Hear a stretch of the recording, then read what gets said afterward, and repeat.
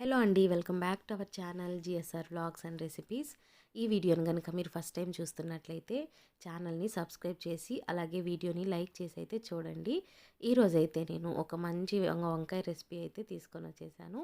ఈ వంకాయలతో ఈ రెసిపీ అయితే చాలా బాగుంటుంది. మేమైతే వంకాయ తీగూర అంటాము, మీరేమంటారో కామెంట్ చేసేసి వీడియోని అయితే పూర్తిగా చూడండి. దీనికోసం నేనైతే ముందుగా వంకాయల్ని ఇలా సన్నగా కట్ చేసి ఉప్పు నీళ్ళల్లో వేసి పెట్టేశాను. అలాగే కావాల్సిన ఇంగ్రీడియంట్స్ అన్నిటిని కూడా కట్ చేసి పక్కన పెట్టేసుకున్నాను.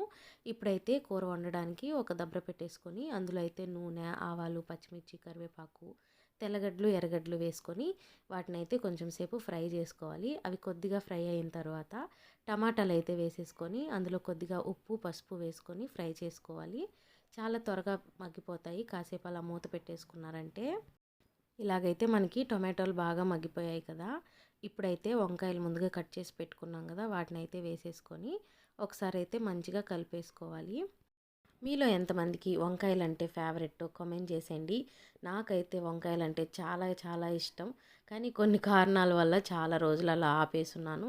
ఇప్పుడైతే మళ్ళీ అవే కనిపిస్తూ ఉంటే తెచ్చుకొని వాడుతూ ఉంటాం అనమాట. మా ఆయనకైతే అస్సలు నచ్చదు, ఏదో తినాలంటే తినాలన్నట్టు తింటూ ఉంటారు.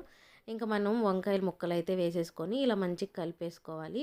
మూత పెట్టి 2 నిమిషాలు మగ్గించుకున్నామంటే టమాటోలు అయితే బాగా మగ్గిపోతాయి. ఇంకా వంకాయలు కూడా సగం పైనే కుక్ అయిపోయి ఉంటాయి. ఇప్పుడైతే మనము కారము, ధనియాల పొడి సరిపోయినంత అయితే వేసుకొని ఒకసారిగా మంచిగా కలిపేసుకోవాలి.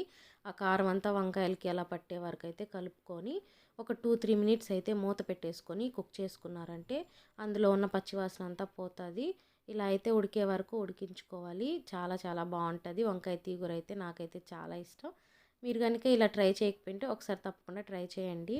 ఇప్పుడైతే కర్రీకి సరిపోయినంత వాటర్ అయితే యాడ్ చేసుకోండి, మరీ ఎక్కువ అవసరం లేదు.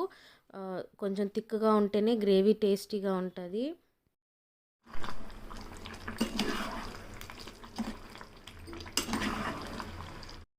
ఇలా వాటర్ పోసుకున్న తర్వాత ఒక 5 నిమిషాలు అలా ఉడికించుకున్నామంటే నీళ్ళంతా కొంచెం దగ్గరకు అవుతాయి. ఇప్పుడు మనం ముందుగా ఫ్రై చేసి పెట్టి పొడి చేసుకున్న పల్లీలను అయితే పొడి వేసేసుకొని ఒకసారి బాగా కలిపేసుకొని 2 నిమిషాలు అలా ఉడికించుకొని కొంచెం కొత్తిమీర చల్లేసుకున్నారంటే వంకాయ తీగూర అయితే చాలా టేస్టీగా రెడీ అయిపోతుంది.